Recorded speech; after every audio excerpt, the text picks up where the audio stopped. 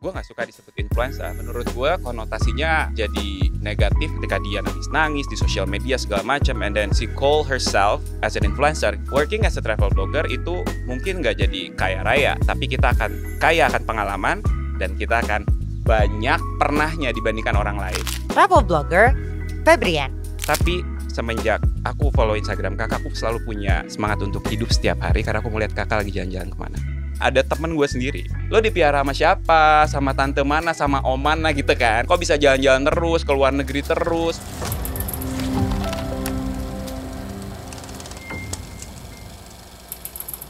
Halo. Apa kabarnya?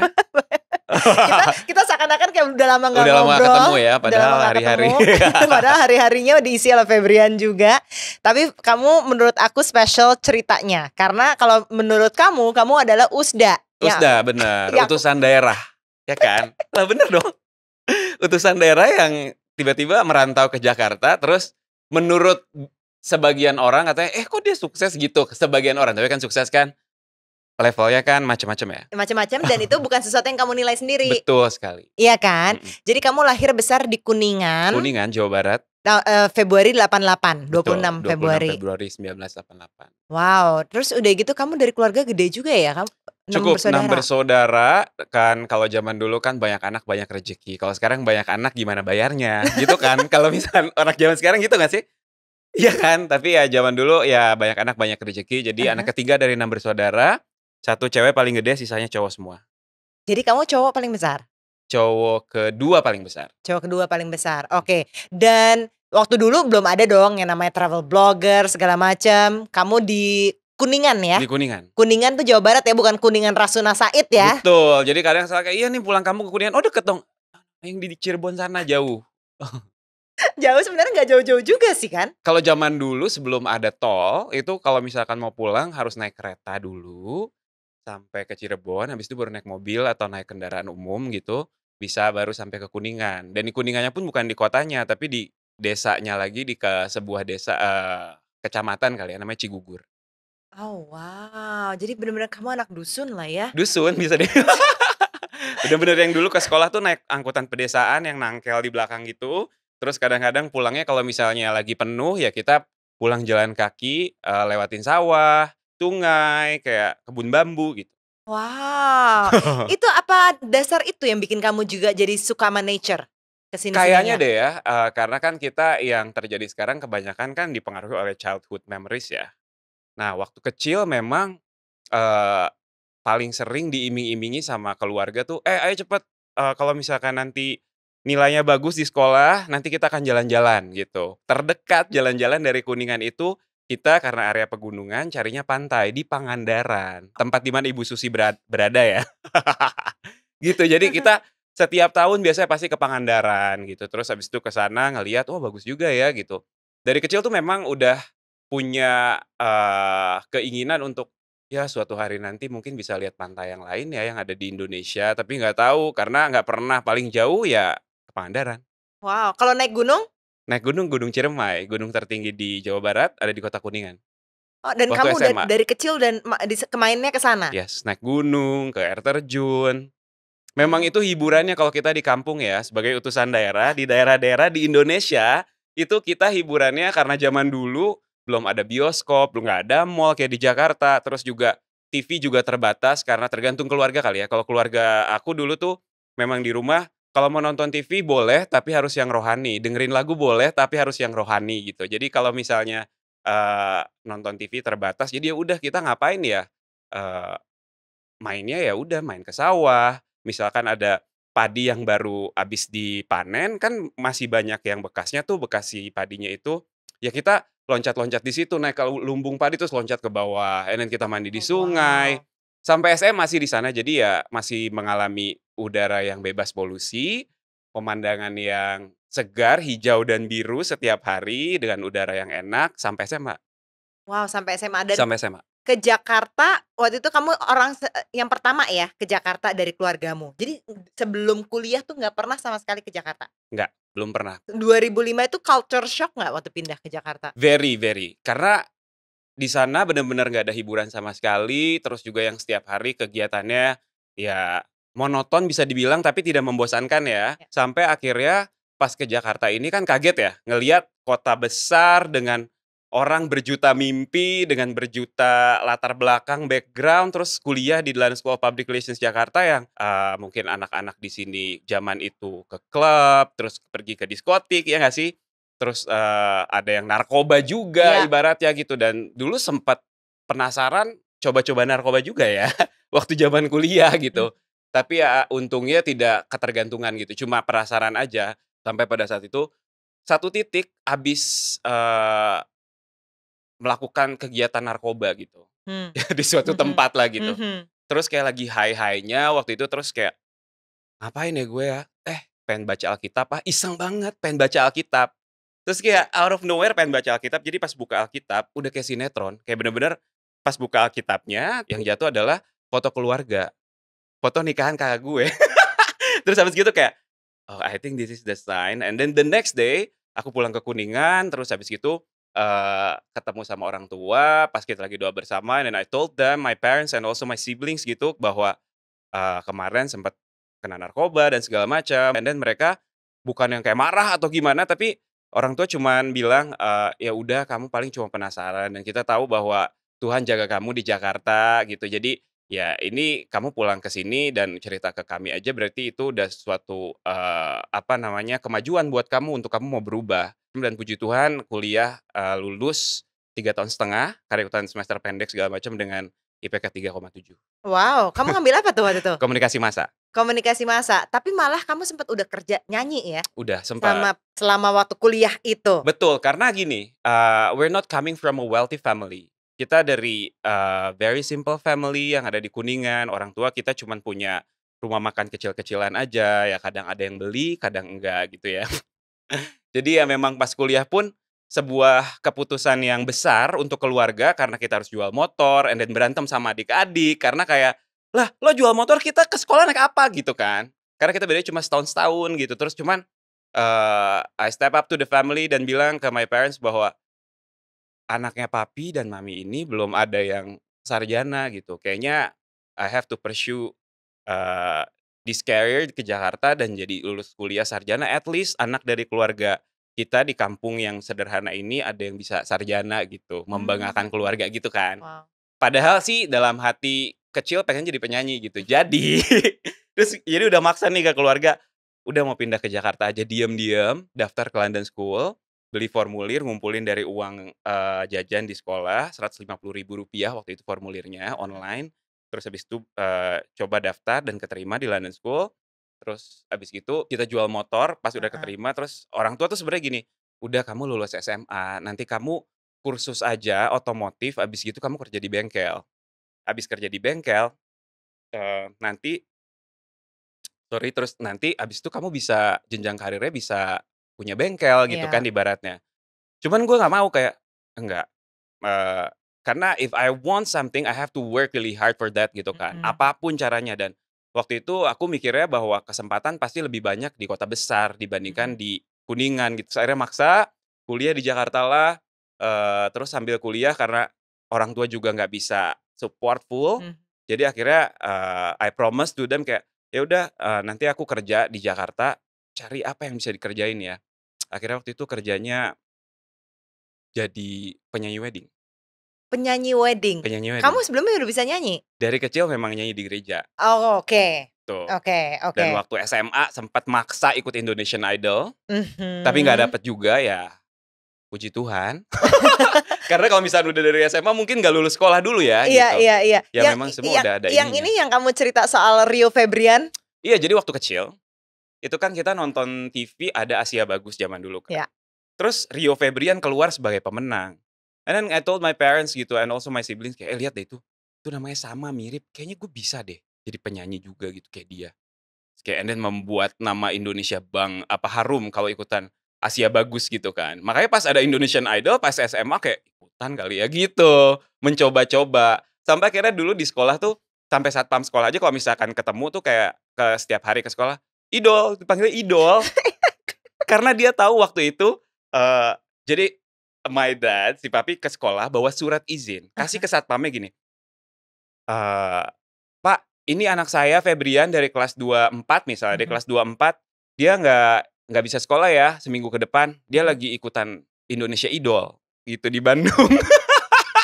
Padahal nggak keterima juga. Cuman akhirnya di sekolah akhirnya satpam semua panggilnya Idol, Febrian Idol, menjijikan banget, tapi ya udahlah ya.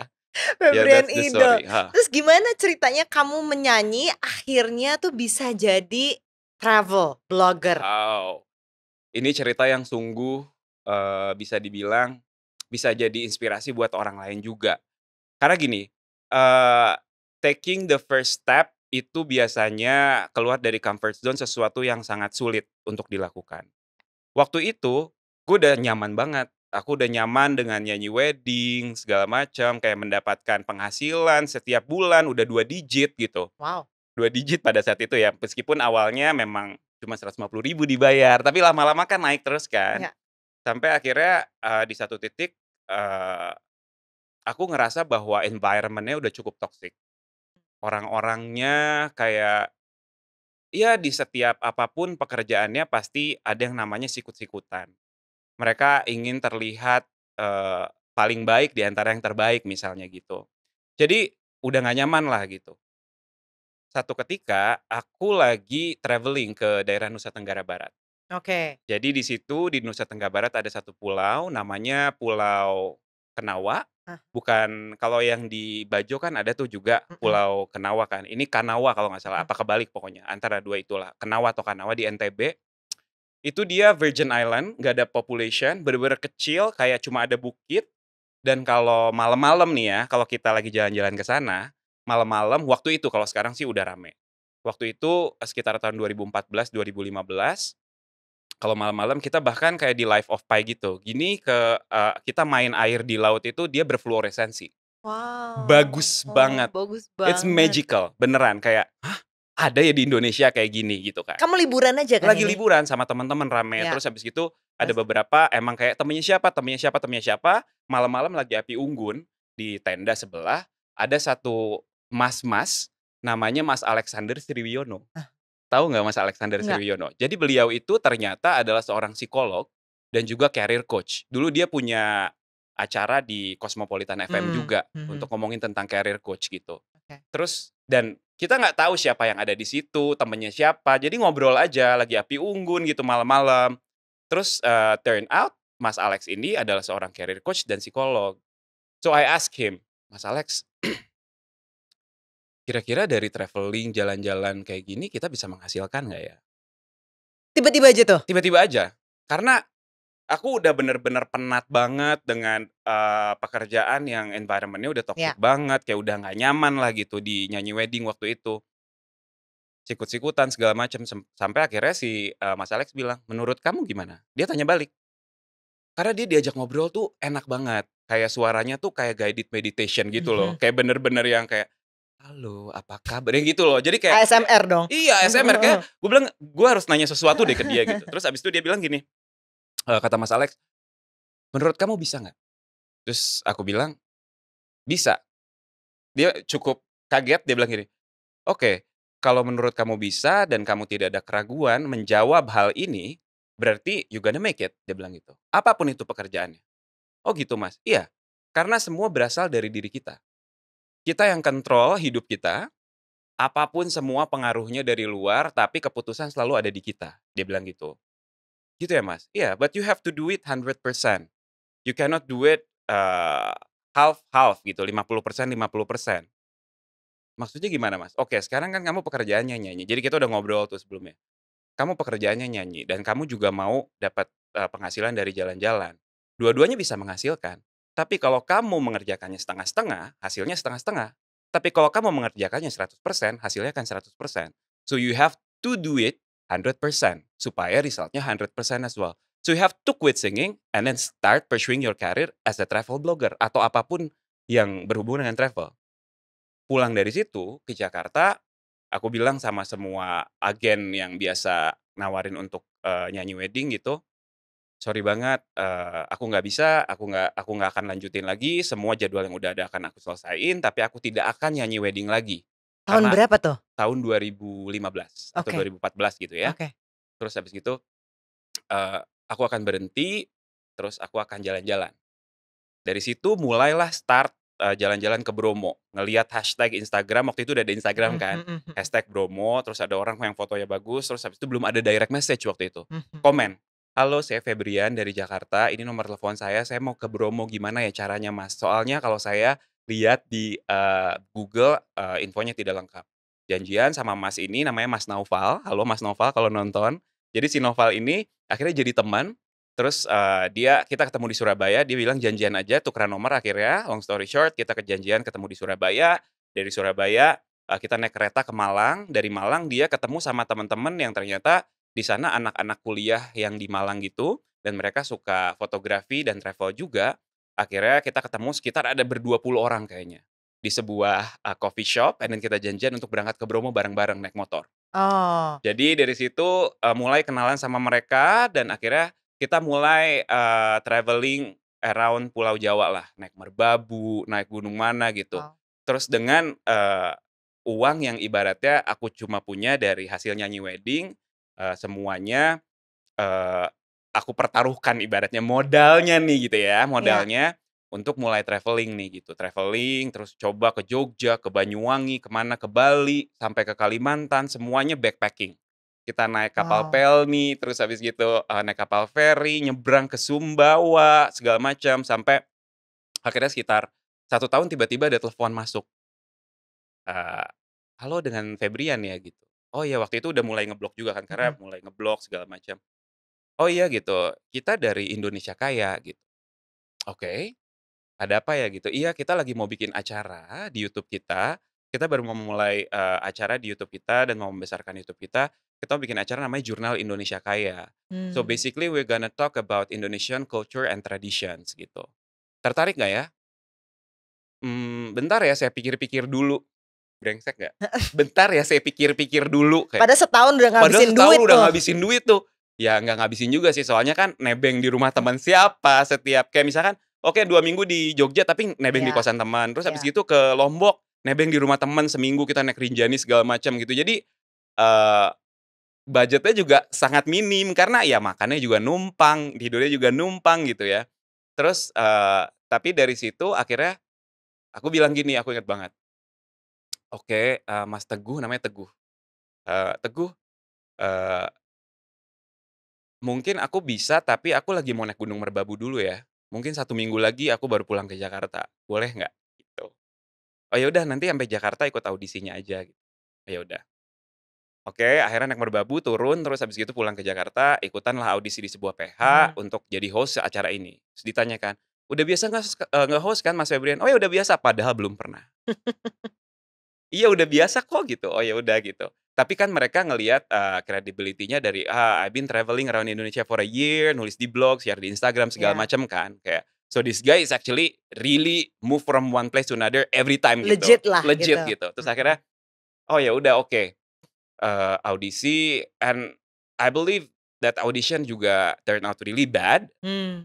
karena belum pernah nge sama sekali, depan kamera kayak, "Hai, gua Febri," ya pokoknya sangat kaku lah ya. Iya Terus iya iya. akhirnya intinya, I got the role as a host, untuk acara tersebut dan ternyata mereka udah, mmm, apa, mulai screening untuk cari host-nya segala macam tuh udah sekitar 6 bulan dan Mmm. nggak dapet-dapet gitu. Dan akhirnya di situlah, awal mula bisa menghasilkan dari travelling. Jadi host, setelah jadi host, mulai kerjasama dengan beberapa, tourism board juga Iya. dan akhirnya sama Kementerian Pariwisata Indonesia juga sampai sekarang masih, mereka puji Mhm. Tuhan beberapa acaranya mereka maunya yang host Febrian, gitu. Tapi ya semenjak itu sampai detik ini memang perjalanannya bukan perjalanan yang mulus dan mudah, tapi juga memang, apa ya, dilihat orang kan, "Ih enak banget dia jalan-jalan." It's not like that sebenarnya. Ada juga nangis-nangisnya di mana kayak capek banget karena Iyalah. berangkat misalnya nyampe Jakarta malam, besokan paginya udah terbang lagi atau nyampe Jakarta pagi, sore udah terbang lagi. Itu dulu pas sebelum pandemi terjadi sekali karena ternyata working as a freelancer it's harder dibandingkan kita kerja kalau ada yang office hour ya gitu. Iya, benar benar. Dan kamu itu sebenarnya pertama kali punya paspor tuh di umur berapa? Tahun 2000 berapa ya waktu itu? 2008, 2009, itu Untuk umur berapa tuh? untuk kerjaan? Untuk kerjaan. Wedding dong berarti? Bukan. Jadi waktu itu aku sempat jadi backing vokalnya Mario Kahitna. Oh, itu pertama kali ke luar Pertama negeri? kali ke Singapura, karena diajak sama Mario, jadi dia dapat undangan dari mahasiswa di Singapura, mahasiswa Indonesia di Singapura, untuk dia nyanyi, terus, dia bawa backup singers dan juga band kan. Nah itu pertama kali aku punya paspor, bikin paspor untuk berangkat ke Singapura, untuk bekerja juga. Wow, kalau pertama kali paspor itu digunakan untuk pekerjaanmu sebagai travel blogger? Yang dapat undangan waktu itu pertama kali ke Hokkaido dari JNTO. Oh, wow. So, waktu itu Wow. dapat undangan dari Japan National Tourism Organization untuk berangkat ke Hokkaido. So, belum pernah ke Jepang sama sekali meskipun ada darah Jepang ya, tapi Mmm, ternyata belum pernah ke Jepang nih sama sekali gitu. Terus pas diundang ke Hokkaido, eee, itu tahun berapa ya lupa, pokoknya kalau nggak salah 2016 apa mhm, 2017 gitu. Terus pas ke sana, eee, nanya nih ke keluarga dong, ke orang tua terutama, "Papi sama mami mau oleh-oleh apa dari Hokkaido?" Gitu kan, ini kan sebuah tempat baru yang belum pernah dikunjungin gitu. Terus kata dia, "Ah, enggak lah, papi sama mami itu cuma pengen kamu, jadi mata aja buat kita yang nggak berkesempatan dan susah untuk bisa pergi ke tempat yang kamu datengin." So, actually sampai sekarang, sampai detik ini yang bikin aku masih semangat untuk tetap bikin konten ketika traveling, mau belajar bikin video, segala macam tuh, adalah kata-kata dari mereka bahwa, ya banyak ternyata di luar sana orang yang nggak punya kesempatan seperti yang aku punya, dan aku mau jadi mata buat mereka supaya mereka bisa lihat juga keindahan dunia di tempat lain. my goodness. Coba kamu mungkin ceritain deh, kayak gimana sih pengalaman kamu tuh yang ngadepin ini deh, nih orang-orang yang ya iri kali ya, atau mungkin ya apa, pengen I don't know, for whatever reason pengen matiin rezeki lo gitu. Balik lagi ke tadi cerita tentang Mas Alex, I have to do it 100%. Mau dibayar, mau nggak dibayar, I just have to do it with all my heart dan ngerjainnya 100% gitu. Jadi sampai sekarang ya mungkin akhirnya, in the end karena kualitas akan mengalahkan kuantitas sih. Dan juga, karena dulu kuliah di komunikasi massa, terus when I started as a travel blogger, I have a blueprint. Ya, Jadi dulu, memang pertama kali, bikin blueprint, gimana 5 tahun ke depan. 1 tahun pertama misalkan goalnya adalah supaya bisa di-recognize oleh brand atau company. Terus habis gitu, so we have to focus on that dan kerjain itu gimana caranya dengan kita banyakin portfolio, banyakin referensi segala macam, sampai akhirnya di tahun kedua misalnya, oke, I wanna work with these brands, mmm, these companies, tapi nggak mau kerja sama brand atau company yang lain. mmm. Terus kita sendiri yang nentuin marketnya sebenarnya mau kemana. Oh gitu. Jadi ya, bukan balik lagi bukan mau mendiskreditkan, eee, orang-orang yang menganggap dirinya influencer, cuman, gue nggak suka disebut influencer. Kenapa? Karena, menurut gue konotasinya jadi negatif ketika waktu itu ada Awkarin muncul. Mmm, Ketika dia nangis-nangis di sosial media segala macam, and then she call herself as an influencer gitu. Dan juga banyak yang kayak gitu akhirnya cuman pretty faces doang, kayak nggak punya karya. Gua nggak bilang sekarang Awkarin nggak punya karya ya, tapi pada saat itu. Akhirnya setiap kali diundang sebagai, pembicara, misalnya kayak kemarin terakhir jadi pembicara di Plaza Indonesia, ya kan, kita mhm. bareng kan. Terus Ya, habis itu jadi pembicara di kampus-kampus, waktu itu kita sempat, ke kampus-kampus kayak encouraging orang-orang bahwa, "Hai, dunia kerja itu bukan cuman kantoran aja, kita bisa berkarya juga di dunia kreatif," gitu. ya. Dan itu bisa menghasilkan juga. Memang sampai detik ini gue selalu bilang, working as a travel blogger itu mungkin nggak jadi kaya raya, tapi kita akan kaya akan pengalaman dan kita akan banyak, apa namanya, pernahnya dibandingkan orang lain. Udah Ya. pernah makan ulat sagu, udah pernah ke Himalaya, udah pernah berenang sama hiu, udah pernah berenang sama buaya, misalnya kayak gitu. Kita kan banyak pernahnya. It's not for everyone tentunya, karena memang ternyata banyak banget, kehidupan working as a travel blogger itu yang bisa dibilang mempertaruhkan nyawa dan juga, apa ya, karir misalnya. Kayak kemarin gue sempat bikin video tentang imigrasi yang viral, sampai gue dilaporin ke kantor polisi gitu. Sampai sekarang prosesnya masih berlanjut by the Iya way. iya. Kayak, terus juga sempat waktu itu lagi diving karena untuk liputan, ternyata arusnya kenceng banget di 25 meter, terus gue nggak bisa nafas, dan I thought that was it gitu, kayak ya udah. Tapi akhirnya dari situ kita belajar banyak hal yang kita bisa di-amplify untuk kehidupan sehari-hari, gimana kita bisa nanganin orang, gimana kita nanganin negativity dari orang-orang yang mencoba menjatuhkan kita, ya chill aja, tenang aja, pertama rezeki nggak akan ketukar. Tuhan yang Mmm, ngatur rezeki, karena kita manusia beragama, ya kalau nggak beragama juga nggak apa-apa silahkan, tapi kalau gue pribadi, gue manusia beragama, gue tahu bahwa burung-burung di udara aja Tuhan pelihara, apalagi gue. Sampai waktu itu gue sempat bikin blog tentang, "Kenapa sih Febrian jalan-jalan terus, dipiara sama siapa sih?" Hook-nya gitu. Gue pernah bikin blog tentang itu karena ada temen gue sendiri, yang tiba-tiba gini, "Tuh lihat si Febrian tiba-tiba jalan-jalan, dia dipiara ya? Oh jalan-jalan mulu dia sekarang?" Gitu. iya. Terus akhirnya ternyata, eee, apa sih, omongan-omongan itu sampai ada akun-akun palsu yang nyerang di Instagram gitu kayak, "Lo dipiara sama siapa? Sama tante mana? Sama om mana?" Gitu kan. Heeh Nanya-nanya kayak, heeh. "Kok bisa jalan-jalan terus, ke luar negeri terus, bisa jalan-jalan naik gunung sampai Himalaya segala macam." Sampai akhirnya, aku bilang, ya aku tulis di blog itu, judulnya adalah tentang, "Kenapa sih Febrian kok bisa sih jalan-jalan terus, Febrian dipiara sama siapa?"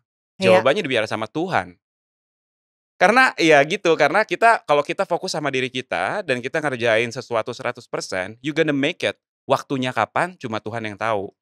Tapi Yes. working with brands dan companies sekarang, it's not that easy juga, apalagi banyak yang baru-baru kan sekarang Mhm yang karyanya juga bagus-bagus mhm. gitu.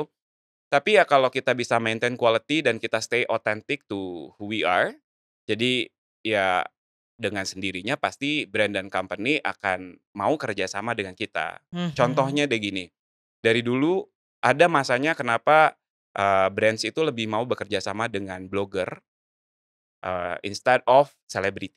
Ya.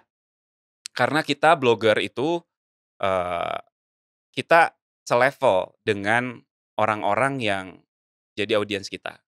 Kita sama-sama naik ojek, kita sama-sama makan di warteg, kita sama-sama nggak muncul di TV, tapi kita melakukan hal yang mereka lakukan juga, tapi mungkin dengan niche market-nya kita masing-masing. Mmm. Kayak misalkan aku traveling, dengan yang lain misalkan ada yang ngomongin tentang beauty terus, ada yang ngomongnya segala macam gitu kan. Dan mereka akhirnya itu relatable sama mereka, dan akhirnya buying power-nya lebih ada sama audiens kita, instead of buying power yang ada di selebriti.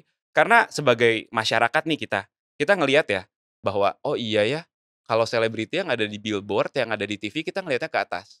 Tapi, kita sebagai blogger, kita lihatnya satu eye level sama mereka. Kamu soalnya bener-bener relatable menurutku. Iya. Kamu relatable dan kamu tuh bukan influencer but you are an impactor. Dan Iya, aku that's udah what we sering said. bilang sama Yes kamu. yes yes yes. Karena you're impacting people even kayak aku yang mungkin oke aku senang jalan-jalan tapi dengan cara jalan-jalan kamu, aku jadi kayak ini menarik juga ya caranya dia nih dengan lebih adventurous. Kamu diajak kemana-mana juga oke tanpa nanya Hayu. macem-macem. Anaknya ayuan and itu kamu. The power of yes ini aku percaya banget ya. Febrian itu yang aku tahu tidak pernah menolak. Diajak kemana, mau sama "Yuk," gitu. siapa nggak penting, "Yuk." yuk.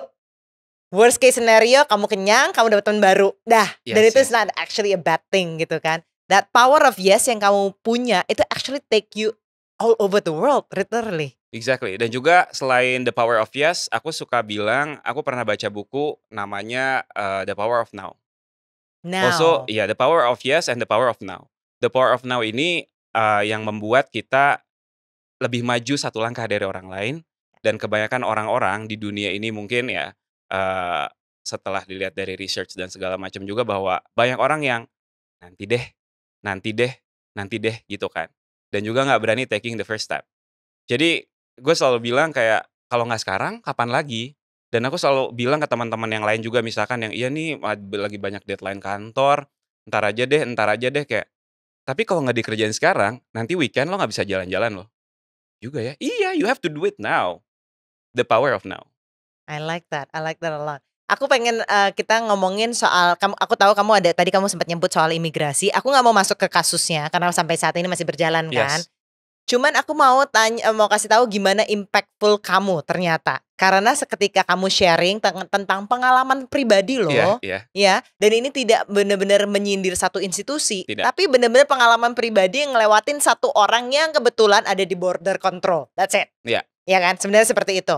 Tapi mengusik satu institusi kemudian. mhm, Dan itu tapi ternyata banyak banget mengundang komen. iya, Men-share karena orang-orang ngerasain hal yang sama betul ternyata di berbagai institusi, nggak hanya itu aja, betul iya kan kalau betul. dilihat. Kamu sadar nggak ketika kamu share itu dan akhirnya dikasusin in a way, how powerful you are?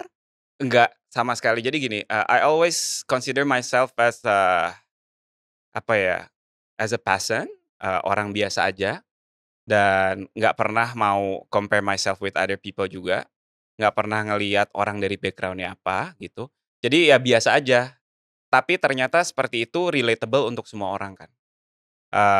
Gini, kayak waktu itu kasusnya adalah intinya cuma lewat abis dari border imigrasi di Indonesia, waktu itu lagi mau ada kerjaan ke Singapura ya, untuk syuting dengan sebuah brand. Terus tapi ini tuh udah terjadi, banyak hal gitu. And then I was questioning gitu, kenapa ya petugas imigrasi itu kok straight face, poker face, terus juga judes. Ini harusnya jadi keresahan semua orang sih, gitu. Kayak, ya udah coba deh bikin video, open question, juga sebuah kritik yang membangun, dan tidak ada berniat untuk menjatuhkan institusi Ya, manapun. Kayak, kenapa ya pegawai imigrasi di Indonesia tuh judes-judes banget, kenapa nggak ngomong, secara baik-baik aja dengan senyuman? Toh kita sebagai ibaratnya gerbang keluar dan masuknya orang-orang masuk ke Indonesia dan keluar dari Indonesia kalau dibalas dengan senyuman, dikasih senyuman dengan baik segala macam, itu juga akan, jadi baik untuk kita gitu. Dan mhm, kita bermanfaat untuk orang lain juga, siapa tahu ada orang yang lagi harinya buruk, dapetin senyuman, senang banget. Jadi makanya aku sering dikasih tahu juga sama teman-teman ya ini, background story-nya juga, misalkan aku lagi nyetir, terus mau bayar parkir, and then buka kaca, aku selalu bilang, "Halo Mas," atau "Mbak, apa kabar?" Gitu, senyumin. Sampai teman-teman aku kadang awalnya mereka bilang, "Lo ngapain sih sama orang yang jaga parkir sok manis begitu?" Terus and then I told, my friends gitu, kita nggak pernah tahu bahwa setiap orang itu punya cerita masing-masing. Mungkin dia lagi ada masalah keluarga, mungkin dia lagi ada masalah sama temennya, sama pasangan, kita nggak pernah tahu. Mungkin dengan senyuman kita bisa bikin orang yang tadinya mau bunuh diri nggak jadi bunuh diri. Ini ada cerita, boleh nggak boleh dong diceritain? ceritain. Jadi, waktu itu aku pernah ada kerjasama dengan sebuah, yayasan dan kita waktu itu ngumpulin dana untuk, sebuah kegiatan belajar mengajar di Papua, terus ada press conference. Pas press conference untuk acara tersebut, aku disuruh datang Kak, dengan beberapa public figure lainnya, terus habis gitu ada satu DM dari akun yang aku juga nggak tahu siapa. Terus dia bilang, "Halo Kak, saya boleh datang nggak ke acara press conference-nya?" "Oh ya udah silakan datang aja." Terus pada saat itu aku suruh datang jam 10 pagi, aku datang jam 10 kurang 15. Datang, terus pas datang panitianya bilang, "Kak, ada yang udah nungguin di sebelah sana." Terus, oke," gitu. Dia seorang, anak cewek gitu, nggak anak juga sih mungkin, eee, usia sekitar 20-an lah ya. Terus habis gitu, dia datang dengan satu, apa namanya, kayak paper bag gitu, paper bag Starbucks. Terus dia bilang, "Kak, ini untuk Kakak," gitu, kenalin namanya misalkan, disamarkan Mawar, Mhm. namanya Mawar. Terus Mawar, "Oh iya," gitu, "terima kasih ya." Terus dia ada satu gambar gitu yang gambarnya jelek banget, dia bilang, "Ini gambaran aku tentang Kakak lagi jalan-jalan." Ah, oke terima kasih dan ada kue gitu, terus dia kasih gitu, "Oh ya terima kasih ya," gitu. Terus dia bilang gini, "Kak, aku ini udah cancer stadium 4." Dia bilang gitu, "One day aku lihat di explore Instagram, eee, foto Kakak lagi jalan-jalan. And then dari situ aku tekan tombol, untuk follow dan aku ngikutin perjalanan Kakak melalui Instagram," dia bilang gitu. "Dokter bilang aku 1 bulan lagi meninggal, tapi semenjak aku follow Instagram Kakak, aku selalu punya semangat untuk hidup setiap hari karena aku melihat Kakak lagi jalan-jalan ke mana." Dari situ kayak, wow ternyata kita bisa melakukan banyak hal gitu dan membuat perubahan, bahkan hanya untuk cuman 1 orang aja. Sekarang Mawar sudah meninggal memang, tapi, at least waktu itu dia masih bisa hidup, 1 tahun kemudian dan setiap hari dia bilang dia excited untuk ngelihat, "Hari ini aku jalan-jalan mau ke mana." So you're basically jadi matanya publik ya? Exactly, dan makanya itu hal yang serupa pun terjadi untuk imigrasi gitu. Kayak, eee, kalau misalnya aku bisa merubah sesuatu, 1 orang, atau mungkin aku bisa merubah, cara bekerja mereka dan membuat orang lain jadi lebih baik, kenapa enggak? Meskipun pada akhirnya aku dituntut, dilaporin ke polisi Mmm, untuk pencemaran nama baik dan segala macam sampai sekarang prosesnya pun masih berlanjut. Tapi at least setelah itu kita bisa lihat banyak perubahan, yang terjadi di institusi tersebut juga kan. ya ya Kayak banyak, ya hal yang baik lah gitu. ya. So, aku nggak peduli seberapa, eee, dibilang dalam tanda kutip kurang beruntungnya aku kalau misalnya sampai dilaporin ke polisi dan segala macamnya gitu ya.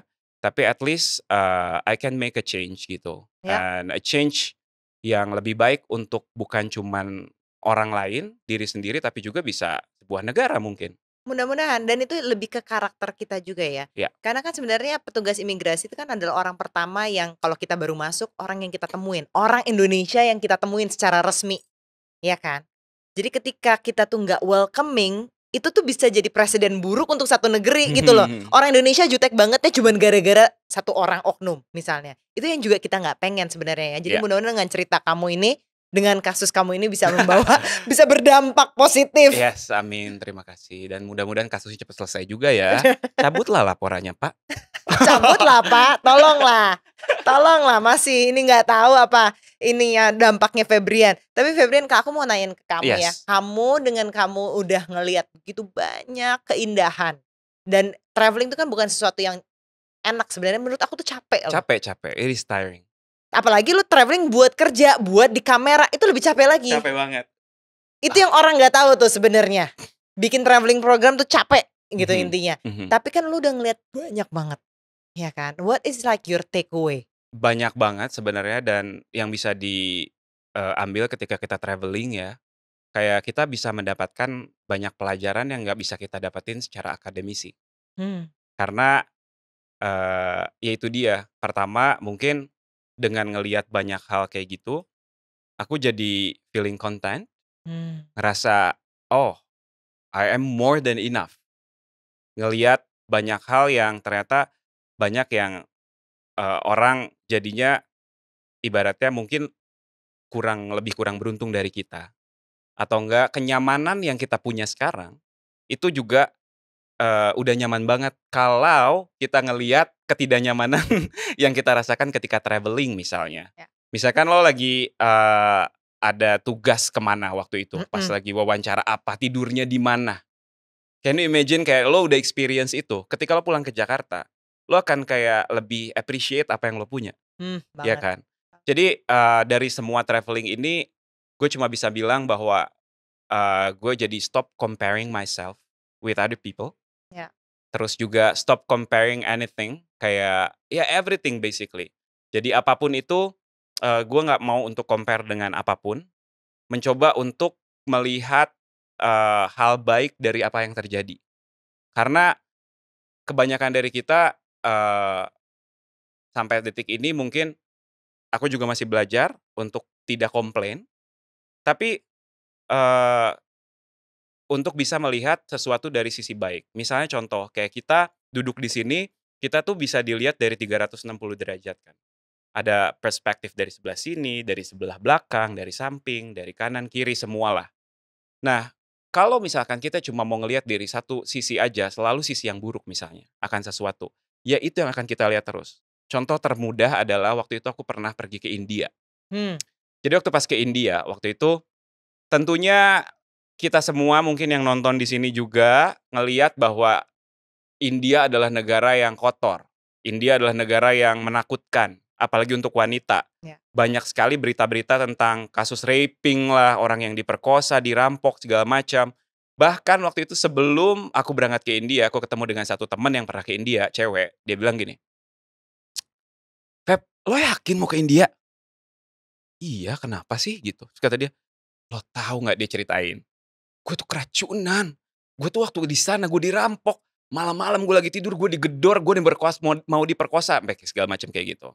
So, I was focusing on that. Iya. Pertama kali mau ke India. And that's what happened. Jadi waktu itu gue ke satu kota yang namanya Varanasi. Aha. Jadi gue ngelihat dari Pinterest, terus gue mikir, waduh fotonya bagus banget, I wanna go there. Akhirnya ke Varanasi. Jadi Varanasi itu adalah sebuah kota di India yang terletak di pinggir Sungai Gangga.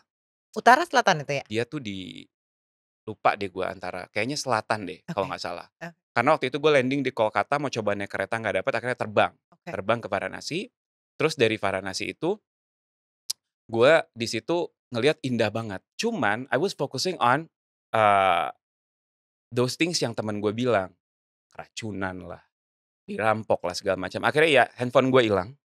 Gue diambil handphonenya sama orang entah di mana. Terus habis itu gue juga makannya, gue bilang, aduh bau kecoa nggak enak banget segala macam gitu kan.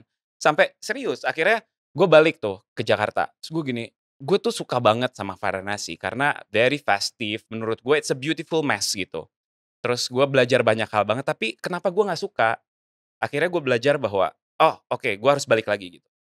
Gue mau balik lagi ke India, gue mau balik lagi ke Varanasi, I want to renew my memory. Supaya gue dapat memori yang baik. Tapi this time, I'm not gonna focus on those bad stuff gitu. Gue akan kayak coming as an open book, terus gue akan seperti kertas HVS yang polos, silahkan tulis saya gitu.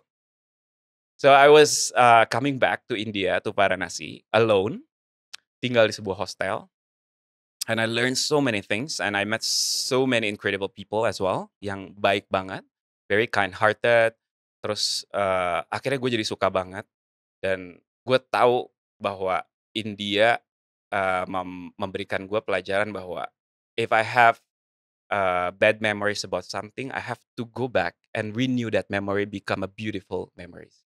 My God. So you come with an open mind, an open heart, ya kan? Karena bukan berarti pasrah, but be mindful and be grateful. Ya.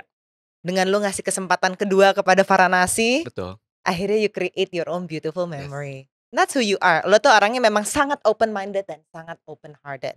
So ini aku pengen kita main the last question. Ini dari tentang kita. Yeah. Jadi ada bagian penutupnya. Kamu boleh pilih kartunya. Oke. Aku suka main ini juga sama Ucita. Oh gitu ya. Jangan-jangan kamu udah lengkap nih jawabannya nih. Enggak. Ya.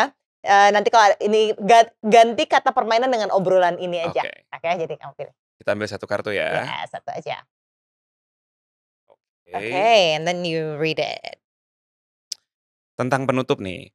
Bagaimana kamu ingin dikenang oleh orang-orang di sekitarmu? Wow, that's a very hard question gitu. Enggak deh. Well, banyak hal yang terjadi ketika gue traveling, dan kalau orang tanya, have you ever close to death? So many times. Mau jatuh di Gunung Rinjani waktu itu, tinggal bener-bener udah ngegantung, dan kayak cuman karena itu bawa carrier kan. Jadi dipegangin gini, itu di bawah udah jurang. Oh my Gue udah God. ngegantung I know, gini. gue tahu itu di mana. Oh my God. Terus habis gitu di diving tadi yang tiba-tiba nggak bisa nafas di 25 meter gitu. Terus banyak hal lah ya yang terjadi yang membuat gue akhirnya realize gitu bahwa ya gue ingin dikenang sebagai orang yang baik. Gue gak mau dikenang karena harta gue, tapi gue mau dikenang karena karya gue. And thank you for taking us around the world through your eyes. Thank you so much. Terima kasih. Sahabatku. Thank you. Thank you. Kamu saya kasih kesempatan hidup lagi, tapi kamu perbaiki hubungan kamu sama anak perempuan kamu yang kecil ya, dibilang gitu. Aku sedikit terharu di momen itu. Papa aku tuh minta maaf ya kalau papa tuh nggak pernah adil buat kamu. Dan aku sangat very attention to details. Itu juga jadi masalah sih kalau dalam pernikahannya. Oh gitu ya, kenapa itu jadi masalah? Ya kan, terlalu details kan. Lalu ini gitu. Oh, itu berarti nggak boleh ya sebenarnya. Sebisa mungkin dihindari.